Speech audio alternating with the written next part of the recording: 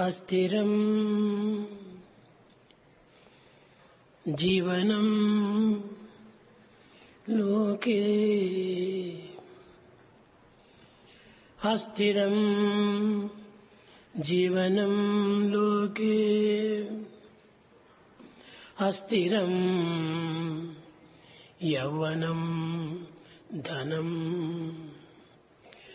అస్థిరం ధరా పుత్రాది సత్యం కీర్తి ద్వయం స్థిరం అస్థిరం జీవనం లోకే అస్థిరం యౌవనం ధనం అస్థిరం ధారా పుత్రాది సత్యం కీర్తి ద్వయం స్థిరం. ప్రేమస్వరూపులారా, ఈ జగత్తునందు సర్వము మార్పు చెందినది. సుఖము దుఃఖము, అశాంతి అల్లకల్లోలం, ఆనందం అప్రియం, ఇవన్నీ కూడాను మార్పు చెందినవి. కానీ మానవుడు తన నిజస్వరూపాన్ని గుర్తించుకొనలేక నశ్వరమైన అనిత్యమైన అశాశ్వతమైన ఈ దేహమే సత్యమని భ్రమించి దీనిని నమ్ముకొని జీవిస్తున్నాడు. మానవుడు వ్యష్టి జీవి కాదు, సమష్టి జీవి. మానవుడు ఏకజీవుడై జీవించడానికి ప్రయత్నించడు. కనుకనే పురుష సూక్తమునందు సహస్రశీర్ష పురుష సహస్రాక్ష సహస్రపాత్, తాను సమష్టి స్వరూపుడనే సత్యాన్ని గుర్తించుకోలేక ప్రతి మానవుడు కూడాను నేను దేహస్వరూపుడను, నేను వ్యష్టి స్వరూపుడను అని భ్రమిస్తూ దుఃఖమునకు గురి అవుతున్నాడు. భారతీయ సంస్కృతి యందు అనంతమైనటువంటి జగత్తునందు అనేకత్వంలోని ఏకత్వాన్ని గుర్తించుకోవటమే భారతీయుల యొక్క వ్యవధి అన్నారు. కానీ ఈనాటి మానవుడు వ్యష్టిలోని ఏకత్వాన్ని భావించుకుంటూ సమత్వాన్ని విస్మరిస్తూ కేవలము ఒక విధమైనటువంటి అశాంతికి గురి అవుతూ వస్తున్నాడు. ఏకత్వంలోని అనేకత్వమే ఇది నిజమైనటువంటి సత్యం. కానీ అనేకత్వంలో ఉన్నటువంటి ఏకత్వాన్ని విభజించటము ఇది విరుద్ధమైనటువంటి సత్యం. ఇట్టిది అనాది కాలము నుండి భారతదేశం నందు ఆచరిస్తూ అనుసరిస్తూ ఆలోచిస్తూ ఈ విధంగా కాలంను వ్యర్థం చేస్తూ వచ్చారు. అయితే వేదములకు ప్రమాణపూర్వకమైనటువంటి ఒక సత్యాన్ని ఎవ్వరు కూడాను విపులపరిచి దాన్ని అంతరాత్మను బోధిస్తూ ప్రజలకు ప్రచారం చేస్తూ రాలేదు.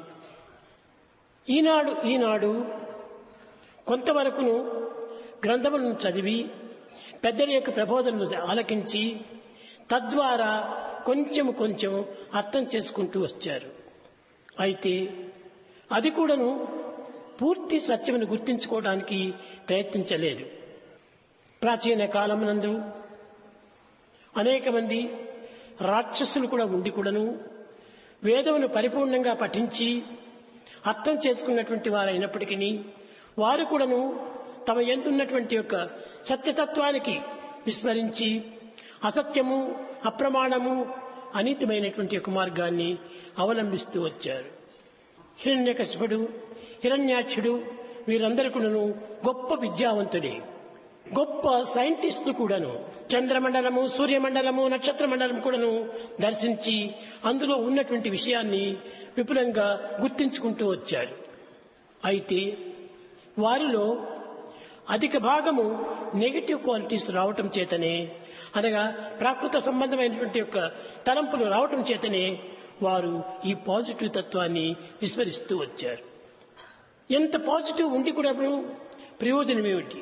ఈ నెగిటివ్ తత్వమును అభివృద్ధి పరుచుకుంటూ ప్రచార ప్రబోధం చేస్తూ ప్రకృతి యొక్క జీవితాన్ని గడుపుతూ వచ్చారు. అట్టి కోవకు సంబంధించినటువంటి వాడే నరకాసురుడు. ఇతను గొప్ప శక్తి సామర్థ్యుడే, గొప్ప విద్యావంతుడే, ఎందరికో సహాయం చేస్తూ వచ్చాడు. పరలోకమును పోయినటువంటి యొక్క గురుపుత్రులను కూడా తెచ్చి ఇచ్చాడు. దీనిని పురస్కరించుకొని వీరి యందు నెగిటివ్ క్వాలిటీస్ అధికంగా ఉండటం చేత ఎంతటి భక్తి ప్రపత్తి ఉండినప్పటికీ, ఎంత వేద ప్రమాణం ఆచరించినప్పటికీ ఇది నిస్సార్థమైపోయింది. దీన్ని త్యాగరాజు కూడా పాడాడు. వాచామ గోచరుండని నీ చరితములను పొగడ బ్రహ్మాదులకనైన తరమా, కుచేరుని ఆర్తి తీర్చినావు, వీర సక్రములను పోగొట్టినావు, మేలు మేలు పాండవులను కాచినావు. ఇంతియే కాదు, 16,000 రమామణులను బ్రోచినావు. రామ వాచామ గోచరుండవి నీ చరితములను పొగడ బ్రహ్మాదులకనైన తరమా అని వర్ణించాడు. ఇలాంటి వర్ణన చేసినప్పటికీ త్యాగరాజు కూడాను ఈ సత్యాన్ని గుర్తించి స్వయం జీవితంలో అనుభవించలేదు. ఒకానొక సమయం లోపల చైతన్య మహాప్రభు తల్లి దగ్గరికి వెళ్లి, అమ్మ నేను చదువుకుంటకు వెళుతున్నాను అని ఆజ్ఞ ఇమ్మన్నాడు. సునీతి ఆమె చెప్పింది, నాయన ఈ ప్రపంచంలో ఎన్నో చదువులున్నవి. ఈ చదువులన్నీ కూడాను ఏనాటికైనాను అంత్యమయ్యేటువంటివే కానీ దీన్ని అభివృద్ధి అయ్యేటువంటివి కాదు. ఈ విద్యలన్నీ కూడాను పరిమిత ప్రమాణంతో కూడినటువంటివి మాత్రమే. ఆధ్యాత్మిక విద్య అది ఏ విద్య అనింది.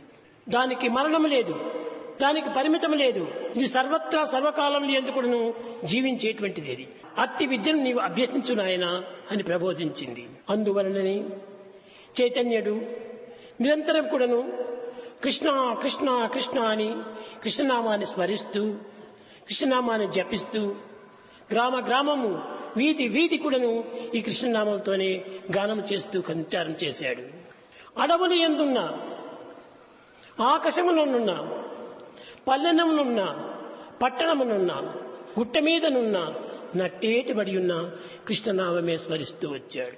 కట్టకడబడి సామాన్య ప్రజలకంతా ఒక చక్కని బోధ చేశాడు.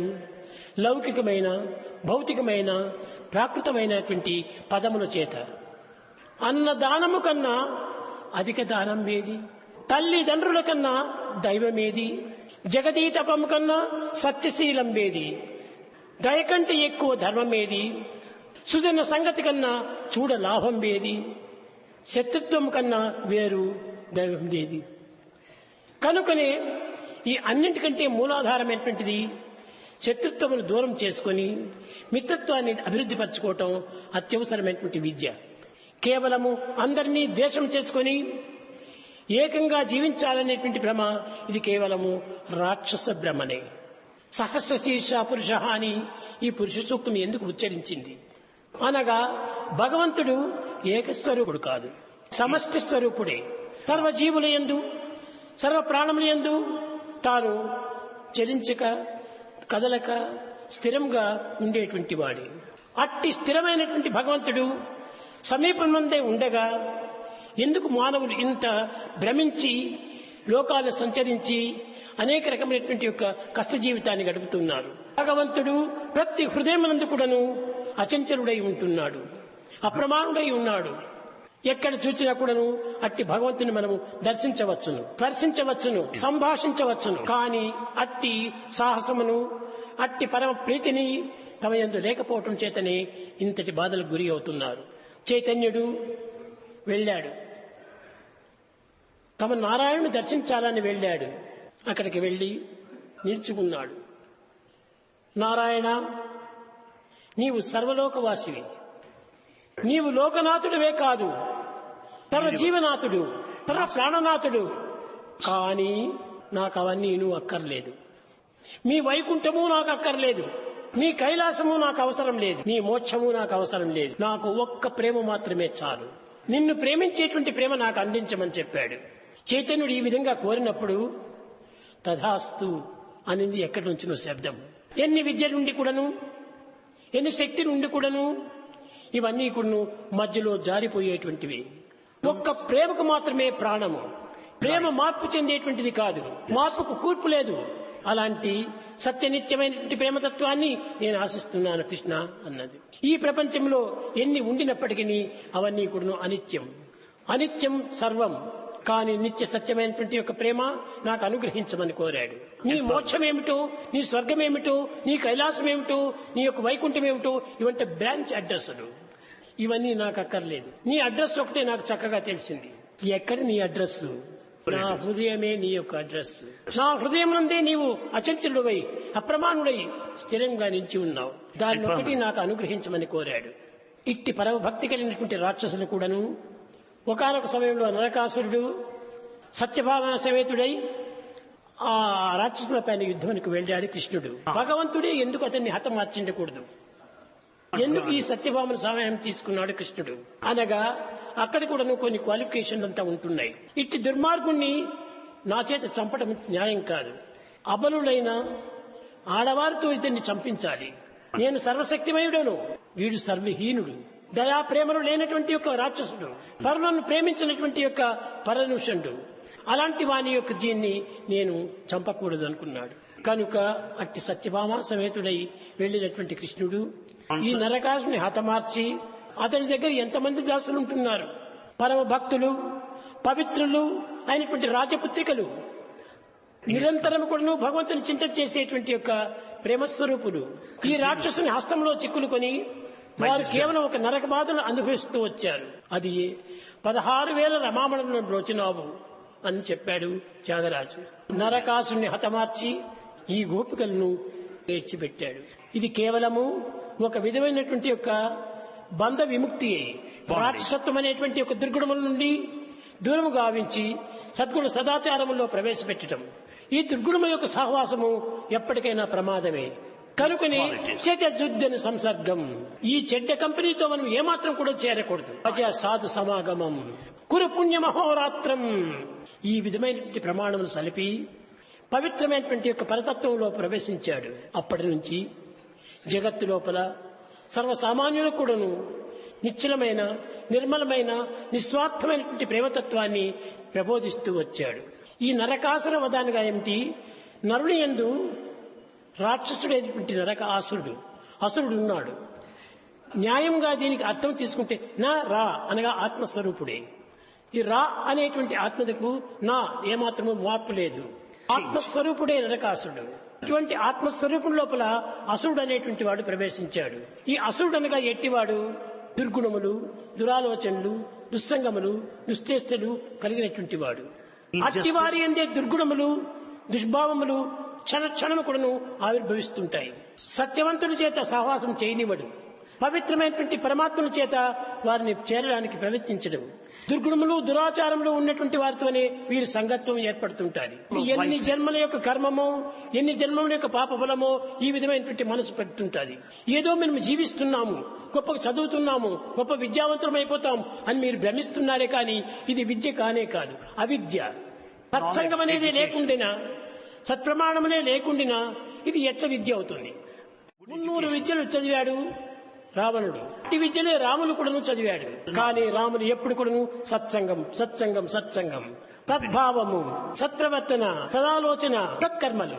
కానీ ఇన్ని చదువులు చదివినటువంటి రావణునికి ఏమిటి చేస్తుండేడు? దుర్జన సంబద్ధం, దురాలోచనలు, దుర్గుణములు, దుష్ప్రవర్తనలు ఇలాంటివంతా చేరుతూ వచ్చాయి. ఎంతటి గొప్ప విద్యావంతుడు రావణుడు. రావణుకున్నటువంటి విద్య రాములకు కూడా ఉంటుండాలి. కానీ రాములు చూస్తే నమస్కరిస్తారు, రావణుడు చూస్తే వీడు క్రోధుడు, వీడు రాక్షసుడు అని అతనికి అనేక రకమైనటువంటి భూషణలు వస్తాయి. ఈ మంచి చెడ్డల పేర్లు దేని నుంచి వచ్చినటువంటివి? వ్యక్తి యొక్క ప్రవర్తనల చేతనే వస్తున్నాయి. వ్యక్తి తమ ప్రవర్తనలు సక్రమైనటువంటిగా ఉండాలి. ఏదో ఒంటరిగా కూర్చొని మేమేదో ధ్యానం చేసుకుంటాం, జపం చేసుకుంటాం, తపం చేసుకుంటాం, ఇది రాక్షస సాధ్యం. ఇది ఏమిటి? ఒంటరిగా కూర్చొని వీళ్ళు చేసేది దుష్ప్రవర్తనే, దురాలోచనలే, దుస్సంగంతో చేరినవి సత్సంగంతో వచ్చిందాయా? కనుకనే ఇలాంటివి మంచివి అనుకోవటము చాలా పొరపాటు. రాక్షస కృత్యములే ఇవన్నీ. ఎక్కడ మంచి జరుగుతుంటే అక్కడ వెళ్ళు, ఎక్కడ భగవత్ ప్రయత్నం జరుగుతుందో అక్కడికంతా వెళ్ళు, ఎక్కడ భజన జరుగుతుందో అక్కడికి వెళ్ళరు, ఎక్కడ పవిత్రమైన పురుషులు ఉంటారో అక్కడికి పోరు. ఎందుకు వీడికి కన్నులుండి ప్రయోజనం ఏమిటి? పురంధరదాస్ చెప్పాడు, కనులేరరా ఈ కనులేలరా, రాముని చూడని ఈ కనులేరరా, కన్నుండి తుట్టిలై కళ్యాణకరమని నీ మూర్తి దర్శింప నేరలేది, పాని పంకజమందు పరమాత్మయుండి పాడు సంసారము కోరిరైది. నిజంగా సర్వ జీవులు ఎందుకు నువ్వు పరమాత్ముడున్నారనేటువంటి సత్యాన్ని గుర్తించి వర్తించడమే మానవుని యొక్క ప్రధానమైనటువంటి నడ. ఈ దివ్యత్వాన్ని స్మరించటమే కాకుండా దాన్ని భజించటం కూడా అత్యవసరమే. నరకాసురుడు భజించిన తర్వాత ఆనాటి రాజ్యమంతా కూడాను గొప్ప సామ్రాజ్యంగా మారిపోయింది. ఆనాడే ఈ రాక్షస అనేటువంటి యొక్క దేశత్వము, అంధకారము, అజ్ఞానము దూరమైనదాన్ని గ్రహించి ఊరంతా చక్కని అలంకారం చేసుకుని దీపాలు పెట్టారు. దుర్మార్గుడు ఏలేంత కాలం కూడాను అదంతా కూడా ఎక్కడైనా ఒక దీపం కూడాను కనిపించదు. వెలుతురే లేదు. చీకటిలో ఏమి ఉంటాయి? గబ్బిడాలు ఉంటాయి. అట్టి గబ్బిడాలు ఉన్నటువంటి ఒక గృహం లోపల ఎట్టి మనిషి కూడాను ప్రవేశించడు. కనుక మనం గబ్బిడాలుగా తయారు కాకూడదు. ఏదో కొంతమందికి దానికి తగినటువంటి వాళ్ళే ఇది ఎస్ ఎస్ అంటారు, కానీ ఇది అందరూ ఒప్పుకోవడానికి వీలు కాదు. సత్సంగత్వే నిస్సంగత్వం, నిస్సంగత్వే నిర్మోహత్వం, నిర్మోహత్వే నిశ్చలతత్వం, నిశ్చలతత్వే జీవన్ముక్తి. కనుక దుర్జనులతో మాత్రం ఒక క్షణం కూడా మనం చేరకూడదు. కనుకని అలాంటి కాలం నుండి రాక్షసుల యొక్క సంబంధంను ఈ విధంగా దూరం చేస్తూ వచ్చారు. రాక్షసుడైన హిరణ్యకశిపుని కూడాను తన ప్రేమ కుమారుడైనటువంటి యొక్క ప్రహ్లాదుని దూరం చేయడానికి చూచారు. కానీ ప్రహ్లాదునికి ఎక్కడికి పోయినప్పుడు హృదయంలో ఉన్నది నారాయణుడే. నారాయణ నారాయణ నారాయణ నారాయణ నామస్మరణలోనే మునిగిపోయాడు. నారాయణకి ప్రీతి అయినటువంటి వాడు ప్రహ్లాదుడు, రాక్షసులకు ప్రియమైనటువంటి వాడు వీడు హిరణ్యకశిపుడు. ఏమి ప్రయోజనము? చక్రవర్తి తాను. ఏ చక్రవర్తి? దుర్మార్గపు చక్రవర్తి, ప్రాచారపు చక్రవర్తి, దుర్గుణముల యొక్క చక్రవర్తి, దుశ్చింతన యొక్క చక్రవర్తి. కనుక మనము ఒక్కడైనా చాలే, మనం చక్కని వారు చిక్కితే చాలు. దినమునకు ఒక్క పర్యాయమైన కూడాను పవిత్రమైనటువంటి కాలమును సార్థకం చేసుకోవాలి. అప్పుడే మన జీవితము ఫలిస్తుంది. ఈనాడు లోకంలో ఎక్కడ చూసినా రాక్షస కృత్యములే జరుగుతున్నాయి. చెవులతో వినేకి కాదు, కళ్ళతో చూచేకి కాదు. కనుకనే కళ్ళతో చూడలేనటువంటివి, చెవులతో వినలేనటువంటివి మనం ఎందుకు అనుభవించాలి? దివ్యత్వమైనటువంటి దైవత్వాన్ని హృదయంలో ప్రతిష్ఠ చేసుకోండి. భగవంతుడు ఈశ్వర సర్వభూతానాం అన్నారు. సర్వభూతముని ఎందుకు కూడాను ఉండేటువంటి వాడు భగవంతుడే. కానీ అట్టి భగవంతుని కూడాను భగవంతుడిగా భావించటం లేదు. అదొక రాక్షస కృత్యములుగా భావిస్తున్నారు. యద్ భావం తద్భవతి. తమకు ఎట్టి భావంలో అట్టి స్వరూపాలే ఉంటుంటాయి లోపల. అట్టి స్వరూపంలో అతన్ని హతమార్చిపోతాయి. మనిషి చూడటానికి సాత్వికంగా కనిపించవచ్చును, కానీ హృదయం లోపల కఠినమైనటువంటి క్రూర భావములు ఉంటాయి. అలాంటి వారితో మనం సంబంధం ఏమాత్రమూ చేయకూడదు. విద్యార్థులారా, ఈనాడు నరకాసురు సంహారం అనగా ఆత్మ అనేటువంటి దీంట్లో ఉన్నటువంటి యొక్క అసురుణ్ణి చంపటము. ఆత్మ అసురుడు, రాక్షసుడు ప్రతి హృదయం నందు కూడా ఉంటున్నాడు. కానీ అతన్ని చంపడానికి ఎక్కడికో పోయి మనము పెద్ద అస్త్రశస్త్రములు సంపాదించనక్కర్లేదు. మన హృదయం నందే నర అనేటువంటి ఆత్మస్వరూపుడు ఉన్నాడు. ఆత్మస్వరూపాన్ని నువ్వు చింతించుకుంటురా. అది ఏ ప్రేమ స్వరూపము, అది ఏ నిత్య సత్యమైనటువంటి తత్వము. అట్టి ప్రేమ చేతనే ఇలాంటి రాక్షసులను సంహారం చేయొచ్చును. ఇట్టి రాక్షసులను చంపడానికి ఏ గొప్ప ఆస్త్రములు మనకు కారణక్కలేదు. ఇది అస్త్రాలతో చచ్చేటువంటి వారు కాదు, శస్త్రాలతో చచ్చేటువంటి వారు కాదు. ఒకటి ప్రేమ చేతనే మాత్రం వర్షం అవుతారు. ఎన్ని అస్త్రములు లోకంలో లేవు, కానీ ఈ అస్త్రములంతా ఏం చేయగలుగుతున్నాయి? ఏమీ చేయగలటం లేదు. తామే హింసించుకుంటున్నారు. కనుక అసరాసురుని చంపాలంటే, నరకాసురుని చంపాలంటే నరుని యందు ఉన్నటువంటి యొక్క ఆత్మతత్వమే చంపాలి. ఆత్మతత్వాన్ని అభివృద్ధిపరుచుకున్నప్పుడు ఈ నరకుడు చచ్చిపోతాడు. ఇటువంటి సత్యాన్ని గుర్తించి వర్తించడాన్ని నిజమైనటువంటి యొక్క భక్తి. కనుక దివ్యాత్మ స్వరూపులారా, పవిత్రమైనటువంటి ఈ నరకాసుర సంహారం దినము ఏదో మనం ఒక పండుగ మాదిరి చేసుకొని పదార్థాలు మాత్రం మార్చుకుంటూ, భోజనాలు మాత్రం తింటూ లక్షణంగా జీవిస్తున్నాము. ఈ పవిత్రమైన పర్వదినం యొక్క అంతరార్థం ఏమిటి అని గుర్తించుకోవడానికి ఎవరు సరైన ప్రయత్నం చేయటం లేదు. కనుక దీన్ని సరైన